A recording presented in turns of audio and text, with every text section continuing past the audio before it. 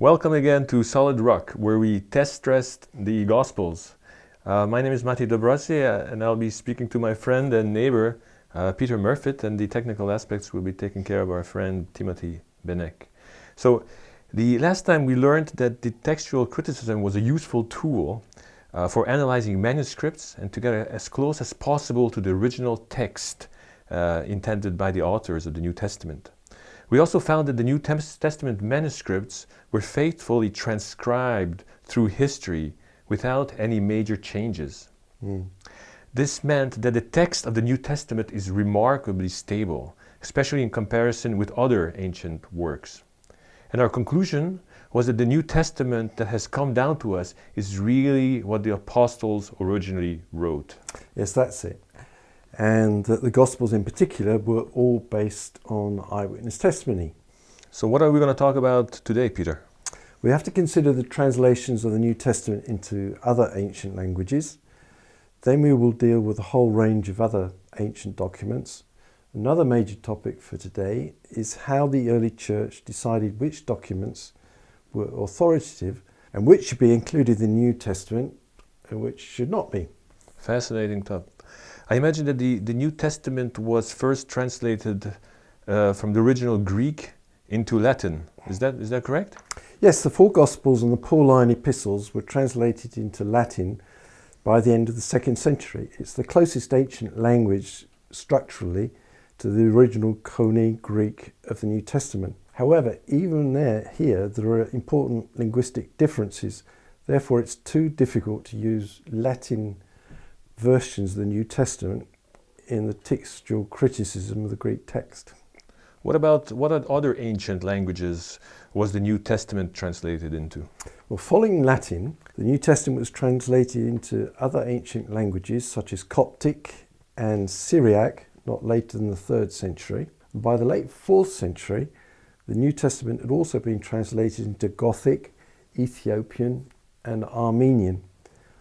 These are even more distant linguistically from the New Testament Greek. So the best use of these New Testament versions is to see and control how the transmission of the Greek text occurred through time and through geography. And the conclusion is that it all happened with remarkable integrity, that the New Testament was translated across time and geography really without any change whatsoever. So if I remember correctly, there were about over 5,000 Greek New Testament manuscripts, but what about how many New Testament manuscripts do we possess in other ancient languages?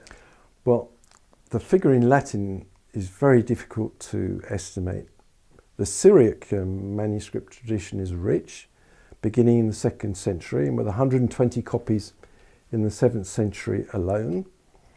And there are 350 to 370 copies of the New Testament in the Coptic Saladic dialect. That's a very conservative estimate, would be of a few thousand non-Greek New Testament manuscripts. The early Christians apparently boasted that what they said was confirmed by neutral documents that could not be supposed to be influenced by the church. Yes, that's absolutely right. Justin Martyr, the philosopher, wrote to the Emperor Antoninus Pius in about AD 150, suggesting he should check the official archives because he would find confirmation of the birth of Jesus Christ at Bethlehem, of the Passion of Christ, and of his miracles. He also appealed to the Roman archives dealing with Jesus' death under Pontius Pilate. And since Justin's objective was to bring about a halt in the interruption of the persecution of Christians, he wouldn't have taken the risk of referring to documents which didn't exist. It would have weakened his case considerably. Certainly. So how does the number of New Testament manuscripts compare with that of other ancient works? Well, we've already seen that even with a really sophisticated cataloguing system, counting the number of New Testament manuscripts is not easy. The comparison with other ancient works is even more difficult. Nevertheless, few classical works such as Herodotus, Sophocles, Suetonius, Plato, Caesar's Gallic Wars, Tacitus' Annals, Thucydides, Josephus, Livy, etc., are attested by more than a couple of hundred manuscripts, and many have far less. Clearly the New Testament is in a completely different ballpark with its 5,100 to 5,300 Greek manuscripts, not forgetting a few other thousand in other ancient languages as we've just seen. What about the dates? How do the dates of the manuscripts compare?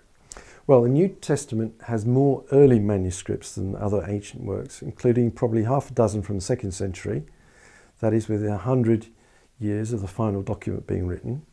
Here only Thucydides gets even close because of some recently discovered papyrus fragments from the 3rd century BC, but that is 200 years after the writing of the original. For many ancient classical works, the first copies date from 750 to 1350 years after the time of writing of the original text. Furthermore, there are basically no chronological gaps in the New Testament manuscript record. So what you're saying is that the New Testament is much better attested or represented in the manuscript record than any other classical works from the Antiquity?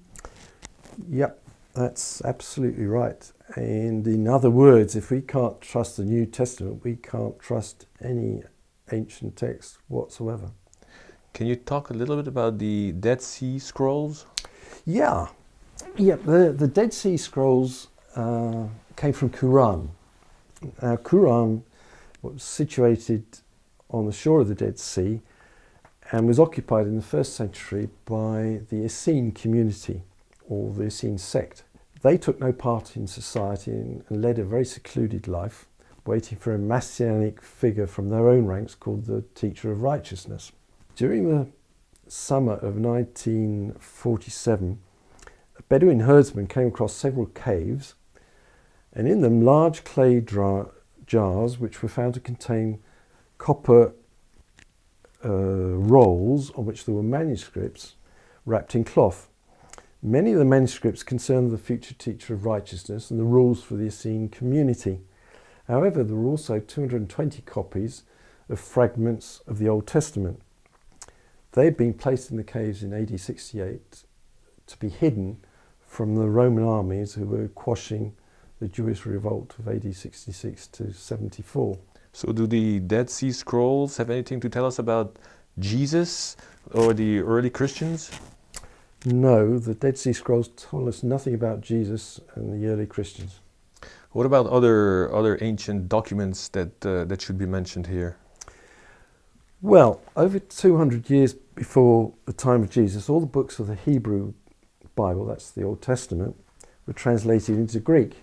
The Greek Old Testament they produced was the one used by most of the early Christians. It's known as the Septuagint, abbreviation LXX, because it was supposed that there were 70 translators.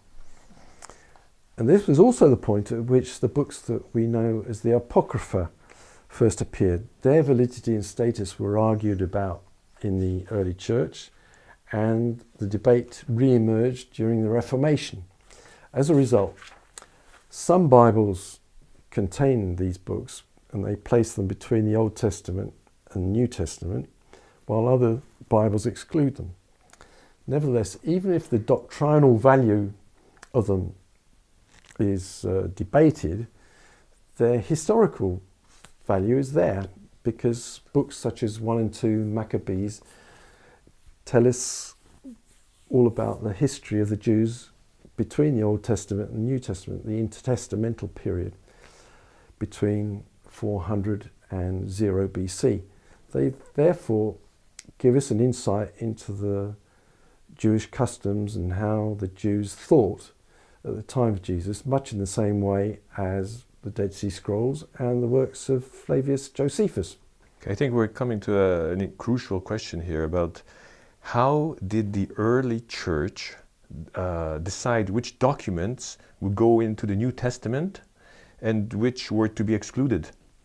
Yeah, well, the word is canon, and canon means rule or measuring rod. So the question is, what New Testament documents were included into the canon?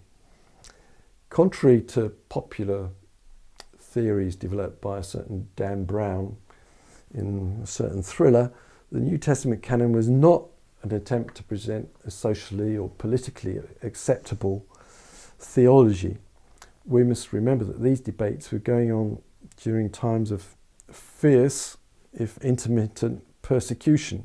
Rather, the impetus came from opposing certain heretical teachers, such as the Roman Marcion, who believed that only the Gospel of Luke and the letters of Paul were authoritative. Anyway, it appears that shortly after the writing of John's Gospel, all the four Gospels were already combined together in a collection that was called the Gospel.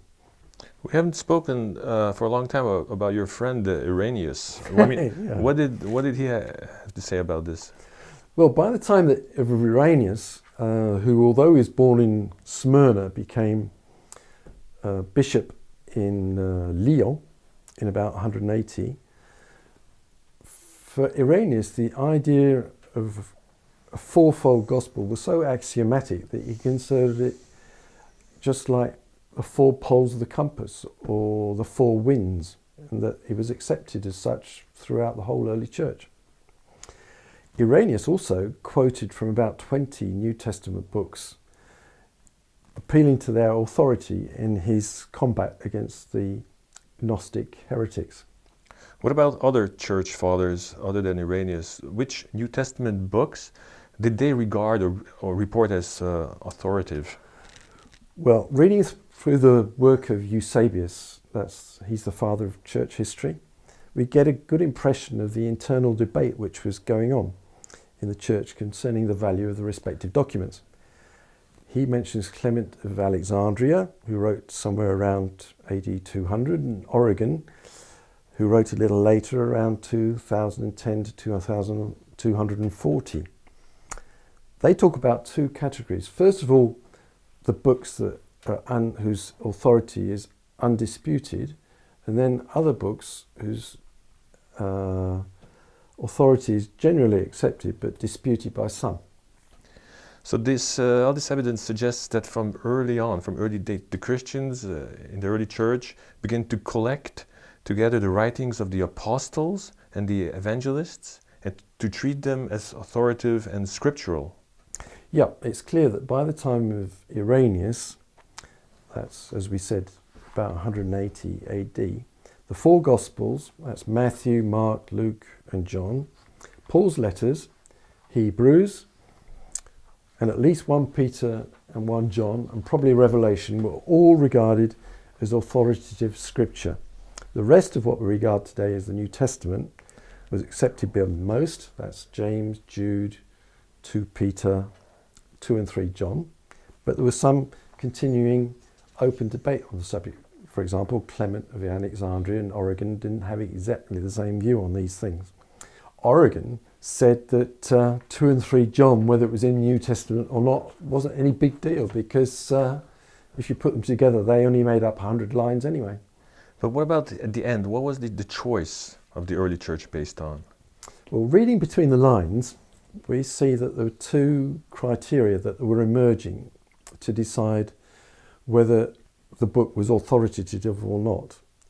One was what we call apostolicity, that is a link to an apostle. The other one was quite simply usage. Were these books widely read or were they widely used, particularly in worship? And we must conclude that although the debate in the early church on what was scriptural and what was not was wide and open, in the end the final consensus was extremely solid and based on demanding criteria. So what you're saying is that the canon of the New Testament was established by consensus over time in the early church, early church leaders, and not by the decisions of the ecclesiastical committee of powerful men. Exactly. By the time of Irenaeus in AD 180, the major contents of the canon were already agreed upon. Only peripheral choices were still to be made. And by AD 367, Athanasius gave us a list which corresponds exactly to the New Testament that we have today. And that was then rubber stamped by the Synod of Hippo in 393 and by the Council of Carthage in 397. So you mentioned Dan Brown in his Yeah. thriller. Yeah. A big fan. They insisted, among many other things, that Jesus was married to Mary Magdalene and fathered the child. He also claims that more than 80 Gospels were considered for the New Testament, yet only a few were chosen for inclusion, Matthew, Mark, Luke, and John among them.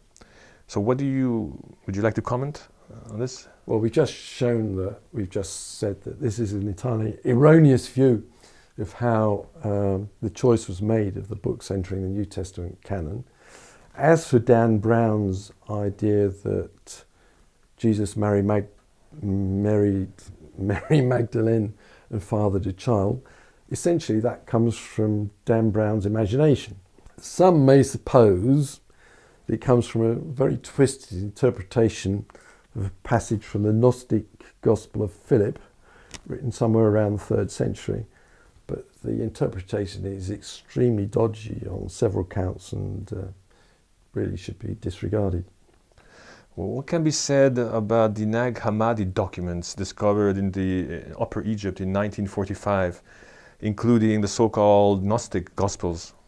Yeah, well, if we look at the type of document they are, what we call the literary genre, which we'll examine in detail in a later session, the 4 New Testament Gospels and the so-called Gnostic Gospels found at Nag Hammadi are very different types of work. The 4 Gospels all tell us in a continuous narrative account about Jesus, beginning with the outset of his ministry or his birth, continuing throughout his public ministry to his death on a Roman cross, and ending with the accounts of his resurrection from the dead. And this is the kind of work that early readers would have identified as biography. Okay, what are the other main differences between the 4 canonical Gospels, Matthew, Mark, Luke, and John, and the so-called Gnostic Gospels? Well, in the Gnostic Gospels, there's very little about what Jesus did or about how he lived. They tell of the Gnostic myth of redemption, according to which this material world was made by an ill-intentioned demigod who bungled the job, basically. The Gnostic Christ was not at all human, and the Gnostic Gospels abstract the figure of Jesus into an almost entirely mythical world. And this was the heresy which Irenaeus was fighting against. So which time do these Gnostic Gospels date from? Well, the longest and the best known of the Nag Hammadi documents is the Gospel of Thomas, which comes not from the 1st century at all, but from the second half of the 2nd century. That is over 100 years after Jesus' own day, in other words, 70 to 100 years after the New Testament Gospels were being widely read throughout the early church. So what you're saying is that the 4 canonical Gospels and the Gnostic Gospels are chalk and cheese. They're completely different. They tell a different story. Yeah, that's right. They're just simply not the same at all. Okay, let's move on a little bit and talk about modern translations. What are the different approaches? Well, there are basically 2 approaches for us in the fortunate Western world. One is what's called the literal approach, which really is almost a word-for-word translation. And the other is what's called idiomatic, where we seek to translate more the ideas behind the words. But of course, for any given translation, the cursor will be somewhere between the 2. Now, since 2014, the Greek source text, which is used mostly for these translations of the New Testament, is the shared text of the United Bible Societies, the UBS, and the Nestle Aland, which are now in their 5th and their 28th editions respectively. And this is the work of an interconfessional editorial committee. Can you give an example of a historic translation? Yeah, the really interesting historic example of a historic translation is Erasmus. In his age, Erasmus really was regarded as the most highly learned and most intelligent man of his age. And in 1516, he produced the first printed edition of the New Testament in Greek. For the Gospels, he had only 2 manuscripts to work on, the minuscules 1 and 2, both dating from the 12th century. His text was used to translate and to give rise to the original German Luther Bible, the translation of the New Testament into English by William Tyndale, the authorized or King James Version, as well as other translations into Spanish and Czech. And it remained more or less unchallenged until about 150 years ago. So what has changed in the realms of New Testament translations since Erasmus in 1516? Well, we've discovered about 2,000 more Gospel manuscripts. That's the first thing. And we now have 2 important manuscripts of all 4 Gospels. The Codex Vaticanus 03 and the Codex Sinaiticus 01 from approximately 350 AD. Both of these became available during the 19th century. And then in the 20th century, we've got partial manuscripts of all 4 Gospels from the 3rd century, and some of the early fragments of Matthew and John may date from the 2nd century. So the gap between the earliest available manuscripts and the writing the Gospels themselves has narrowed massively since the time of Erasmus, from about 1100 years down to 100 years. So what difference has this made in our translations of the New Testament? Well, it may seem amazing, but for somebody like me who is familiar both with the King James Version and with modern translations into English of the Bible, we're just amazed that there's hardly any difference. The most notable differences between a 16th century copy of the Bible, whether it be in the Greek or whether it be in a translation into a modern language, concerns the end of Mark's Gospels. That's after Mark 16 verse 8, and the 12 verses between John 7:53 and 8:11. Most scholars now accept that these were later additions to the Gospels, but Erasmus already knew that, because minuscule 1 told him of the uncertainty at the end of Mark, and it also omitted the passage in John.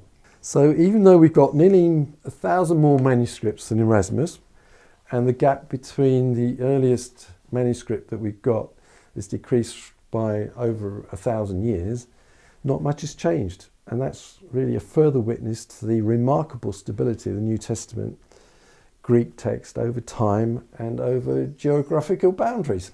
Okay, so let's round up what was said today. A lot of interesting things were said. So you made a solid case that it's simply not true to suggest that the New Testament canon was adopted in order to support a view of Jesus, which was convenient for the ruling authorities in the 4th century AD, when Christianity was becoming the official religion of the Roman Empire. That's right. The synods of Hippo and Carthage in 393 and 397 respectively merely confirmed the list of New Testament documents which the early church had already considered as authoritative and scriptural. And this rubber stamping came after a wide and open debate over about 2 centuries, had led to a consensus in the early church based on the book's links with the apostles and their universal use, notably in worship. You also made a solid case today that most of the contents of the canon, the 4 Gospels, Acts, Paul's letters, the Epistles to Hebrews, 1 Peter, 1 John, and probably Revelations, were already clearly identified by the time of Irenaeus, around 180 after Christ. And only relatively peripheral choices were left to be made in the debate over the following 200 years. Yeah. And we have also seen that even though we have nearly 1,000 times more manuscripts that were used by Erasmus in his first edition, and the gap between the earliest discovered manuscripts has narrowed by nearly 1,000 years, not much has actually changed. Yes, the New Testament was trustworthy then, and it still is. Still solid rock. Okay, thank you very much, Peter. Thanks to the viewers. Yeah. So next time we'll be getting closer to Christmas. So our subject will be the Star of Bethlehem. Yeah, that's right. Look forward to it. See you then.